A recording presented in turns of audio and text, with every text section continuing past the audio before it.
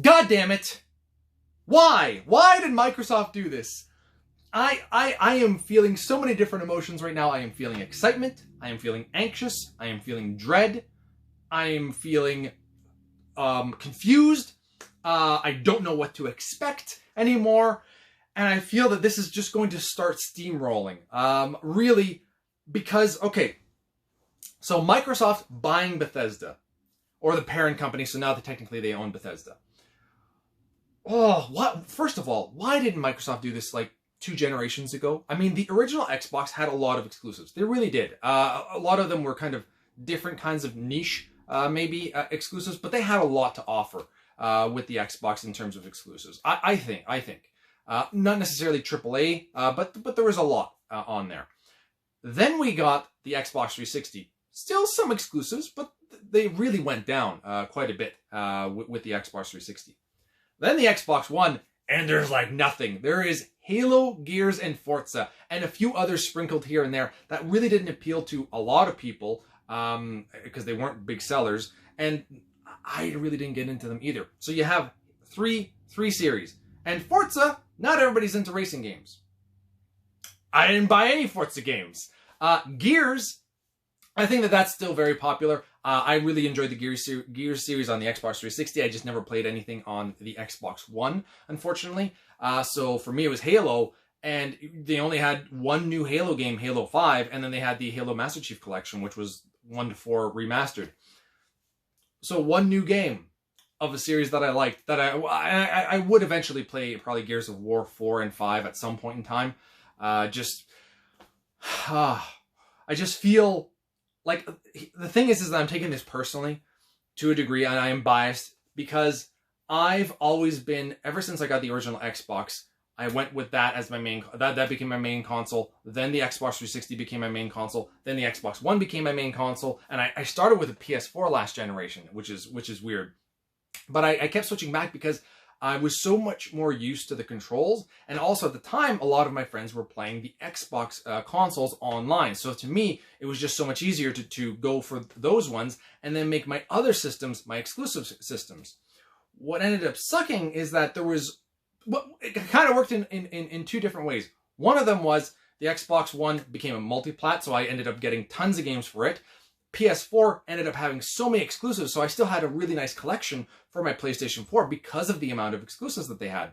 However, I'm 34 and I don't have the time anymore to invest in 3 different consoles and play all the games on all of them that I want. I really don't. I can barely do 1 console, honestly. And then when I spread it out between 3 other consoles, it's so hard to do. My PlayStation 4 games, because that it wasn't my main console, I've hardly played any. Like, I have, like, these are all PlayStation 4 and a few up there. Most of them are sealed unless I did an unboxing or I actually played the game. I would say that I probably played maybe 20% of my collection of PlayStation 4 because I just don't have the time. Most of them were sales for the most part, so I don't feel bad about that, or they were gifts or something. But I did buy a few, I think, at retail price. No, I probably didn't even get retail price because I probably got an E3 deal or something like that. But anyway, that's besides the point. So what I was really hoping was that I would buy the Xbox One. No, not the Xbox One. I would buy the PlayStation 5 and actually wait out on getting an Xbox Series X. But no, Microsoft had to do this. And I understand this was a goal, like a beautiful move by Microsoft to one day before the pre-orders go up for the Xbox, say, hey, by the way, we bought Bethesda. Boom. That's massive. They are going to have, and from what I've read, they are going to still have, I think that they had some exclusive contracts with PlayStation for 2 games or something, I believe, that they're going to still honor. And then after that, they're going to go on a case-by-case basis for the video games. AKA, I think for the most part, they're going to try to keep all of those on Xbox. But that's the thing, we don't know. We have no idea how this is going to roll out. And so now, Microsoft could just be like, hey, Elder Scrolls 6 being an Xbox exclusive means I have to own that console. Have to on the day, no matter what. If not before, by the day that game comes out, I have to own it. Because that is my kind of, that's the whole reason why I'm still gaming now is for Elder Scrolls 6 to eventually come out. And I'm just practicing until then, but by playing other games and keeping myself occupied and still having, because I'm so excited for that. But then you have so many other properties: Doom, Wolfenstein, Fallout, the new Starlink game that's going to be coming out eventually. Are these all going? Prey. There's another, what's it called? There's some kind of horror game that they have, Devil Within or something like that. Enemy Within? I can't remember what it's called. It's not my cup of tea, but I know that a lot of people like that. So these are really big properties here. Elder Scrolls and Fallout, like alone, those two. Wolfenstein and Doom are pretty big. I would say that out of first-person shooters that are not Battlefield or COD, those are arguably some of the biggest first-person shooters that I think look actually interesting. Maybe Borderlands is kind of up there. Halo, obviously. But yeah, definitely they would be up there. And now they're going to be potentially exclusive to the Xbox. So I feel that was a good move in a way, because it just makes more people be like, oh, well, we don't know what's going to be happening here. Maybe we do need an Xbox. But the thing is that we're so far away from any of these games. Like, I do not think, I'm 99.9% certain that on launch day, we will not have an exclusive Bethesda game coming out with the Xbox. That's just not going to happen. I think we're still maybe a year out before we see something from Bethesda for the next generation consoles. And at that point, they're going to have to either say, okay, this is going to be an exclusive for Xbox or not. So we're still a while away before we actually see this.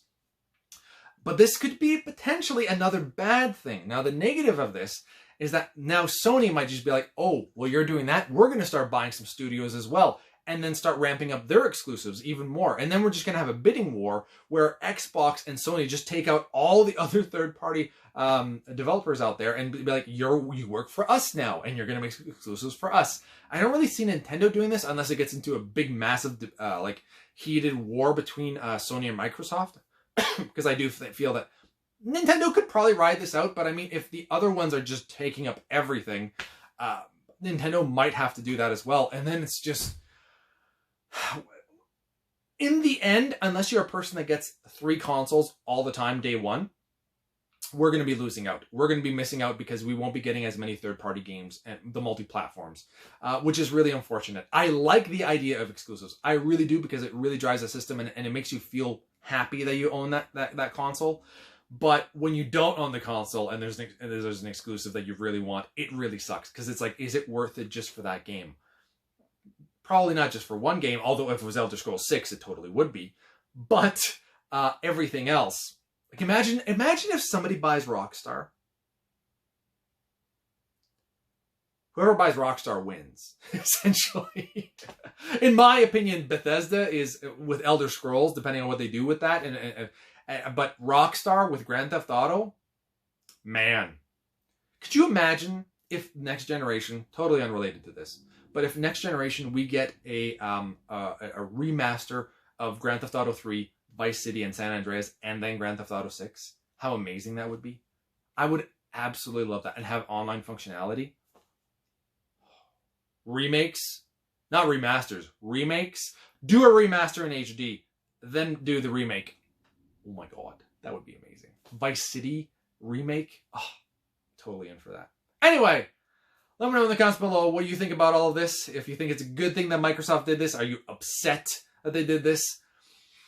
Are you getting an Xbox day one? Are you getting a PlayStation 5 day one? Did this change any of your decisions? For me personally, I still have no idea. I don't know if I'm getting something day one. I really don't. I'm thinking of getting both. I'm thinking of getting just one. I'm thinking of getting neither. I really have no idea. So, let me know in the comments below. You have been bearded in. Beardage!